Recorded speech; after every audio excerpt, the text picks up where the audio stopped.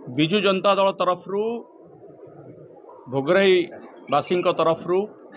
मुझे समस्त को स्वागत करुच्ची। प्रथमे कृतज्ञता ज्ञापन करी जो अल्प समय भितर आपण को गत काली खबर दिखाई एत कम समय भितर आपण मैंने आसिक पहुँची।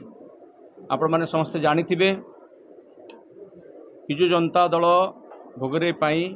मोर सौभाग्य माननीय मुख्यमंत्री मते मनोनीत करिसेंती भोगराईर प्रार्थी भाव में से मु निजक गौरवान्वित मन करुच्ची एवं ता सहित आगामी दिन भोगराई माटीर सेवा करने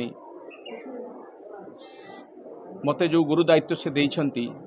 ताकू केमती निर्वाह करी से संपर्क में मु सचेतन अच्छी। आज आम गहन में उपस्थित अछंती भोगराई विजु जनता दलर सभापति श्रीयुक्त रमाकांत करण महोदय,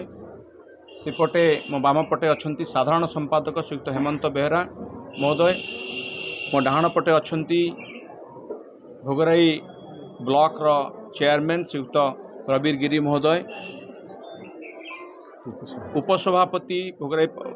ब्लॉक कांग्रेस ब्लॉक विजु जनता दल कमिटीर उपसभापति श्रीयुक्त हेमंत प्रदीप बेहरा महोदय, सेपटे अछंती जिला साधारण संपादक श्रीयुक्त भुवनानंद दास महोदय, सेपटे जिला उपसभापति श्रीयुक्त तपन पंडा महोदय एवं तांको सहित आम पूरा विजु जनता दलर समस्त जिला परिषद सदस्य आम ब्लॉक वाइस चेयरमैन ता छड़ा जो सर्वोच्च कमिटी रही विजु जनता दल ब्लॉक स्तर में तार समस्त सम्माननीय सभ्य सभ्या समस्ते उपस्थित अछंती ब्लॉक कमिटीर समस्त तरफ मुझे पुणी थे स्वागत करुच्ची। बंधुगण, निर्वाचन पाई आम पाखरे जो समय सीमा धार्य कराई आपन जानी जून 1 तारिख निर्वाचन हम शेष पर्यायर आपण मैंने देखिपे और गत काली आपण देखी जो स्वागत शोभा होता स्वागत शोभा 10,000 रु अधिक भोगराईवासी भोगराई विजु जनता दल को समर्थन करुवा एवं आम दलर कर्मी माने कर्मकर्ता माने विपुल स्वागत संबर्धना मते जनइले मुझे निकटरे कृतज्ञ भोगराईवासी निकटरे कृतज्ञ। यही स्वागत संबर्धना जहाँ आपण मैंने काली देखिले गोटे अभूतपूर्व कथा थिला। मु अनेक जगह जाइछि दलर पर्यवेक्षक भाव में दलर मुखपात्र भाव में बहुत जिला बुली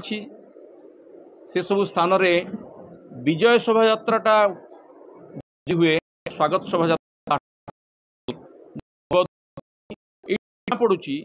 जे भोगराई रे विजु जनता केते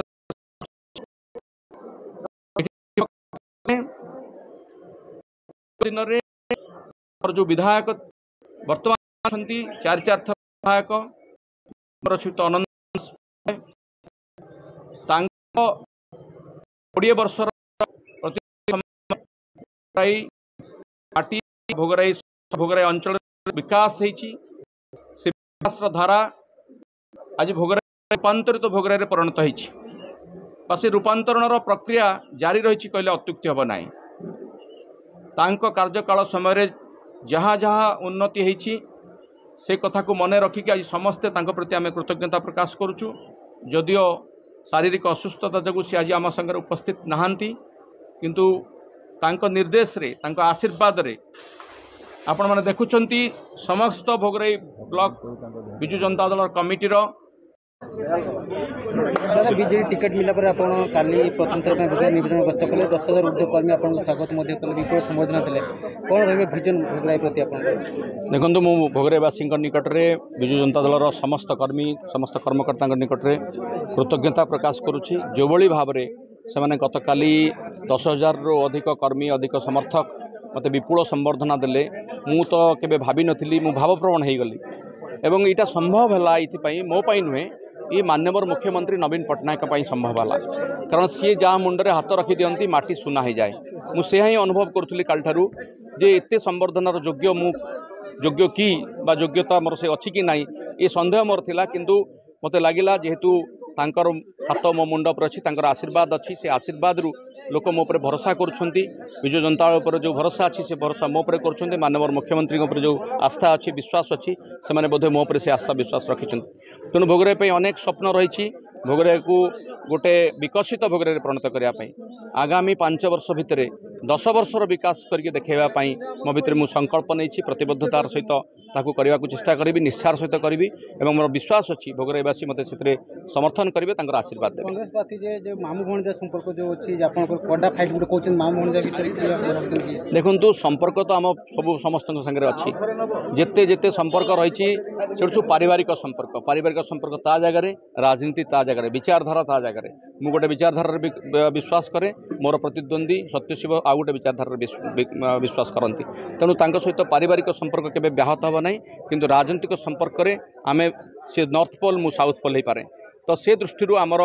निश्चित भाव में मुझे स्वागत करी जड़े प्रतिद्वंदी हिसाब से किंतु जेहेतु भोगराईवासी 34 वर्ष धरिक विजु जनता दल को समर्थन करिसेंती विजु जनता दल को माननीय मुख्यमंत्री को हृदय स्थान देइछंती एथर मध्य से हम कौन प्रकार लड़ई हम ना एकतरफा विजय हम विजु जनता दल।